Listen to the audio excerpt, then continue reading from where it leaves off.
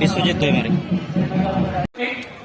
কিন্তু আমাৰ সকল টিমে তেতিয়া কৈ দিলে আপোনালোকে এনেকুৱা ক'ব নালাগে।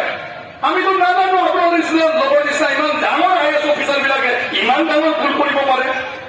আমিতো নাজানো, আমিতো ৰাজ্য বিচাৰিছো।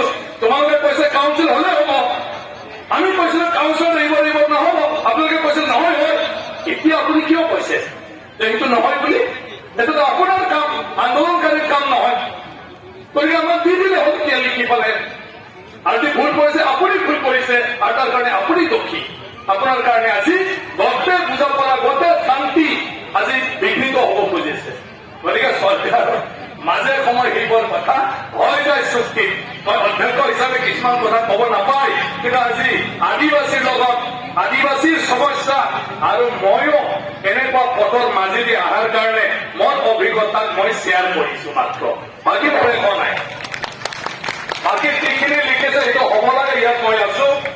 আমাৰ দুৰ্গা হাজৰা ডাঙৰীয়া মোক কৈছে যে আপুনি আমাক সহায় কৰিব পাৰে নে নোৱাৰে? নিশ্চয়কৈ পাৰে, নিশ্চয়কৈ পাৰে, কিয় নোৱাৰিব? গতিকে যিখিনি চুক্তি হৈছে, যিখিনি চলি আছে, এই বিষয়ক মুখ্যমন্ত্ৰী ডাঙৰীয়াক আজি যিখিনি কথা মোক অৱগত কৰিছে, এইখিনি কথা মই তেখেতক জনাম। আৰু সেই চুক্তিৰ ৰূপায়ণ যাতে সোনকালে আৰু ভালদৰে কৰি দিয়াৰ ব্যৱস্থা লয়, তাৰ কাৰণে ময়ো তেখেতক অনুৰোধ জনাম। এইখিনি পাৰো, কিয় নোৱাৰিব? অধ্যক্ষ বিধানসভা চলালে বেলেগ হ'ব, বাহিৰতো একে হয় না নহয়?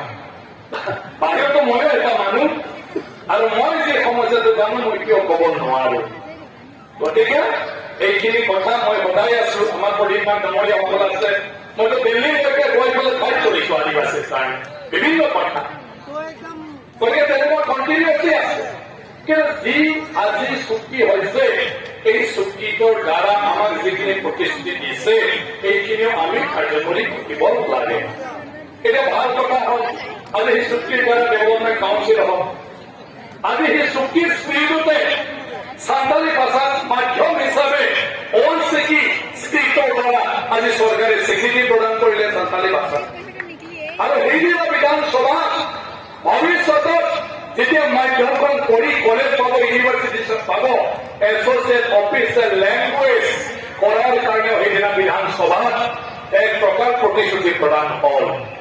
আৰু মই সেইকাৰণে কৈছো, সেইদিনা মইতো স্পীকাৰ কেতিয়া থাকো কেতিয়া নাথাকো, কিন্তু আপোনালোকে অসম বিধানসভাত সেইদিনা চৰকাৰী ভাষা যিটো পাছ কৰিছিলে মণিপুৰী ভাষা, আৰু তাত আদিবাসী ভাষা মানে সান্তালী ভাষাক লৈ বহুত চৰ্চা হৈছে আৰু প্ৰতিশ্ৰুতি প্ৰদান কৰা হৈছে ভৱিষ্যতত এছচিয়েশ্যন অফিচিয়েল লেংগুৱেজ হিচাপে সান্তালী ভাষাটো লোৱা হ'ব বা ভাবা হ'ব।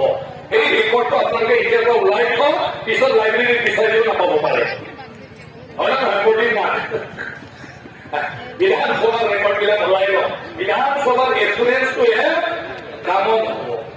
বিধানসভাৰ আজি মুখ্যমন্ত্ৰী ডাঙৰীয়া কৈ আছে যে একোটো প্ৰব্লেম নাছিলে, অকণমান ৰিজাৰ্ভ চিট বিলাক বঢ়াই মেলি একেলগে ST হোৱাটো কাম কৰাটো ইমান ডাঙৰ নাছিল।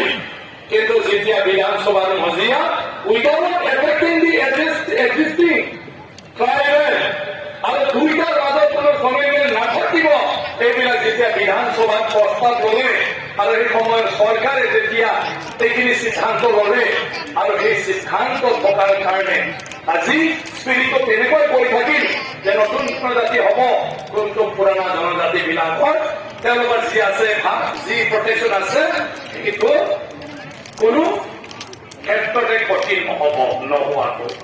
সেইকাৰণে এতিয়া বৰ্তমান মই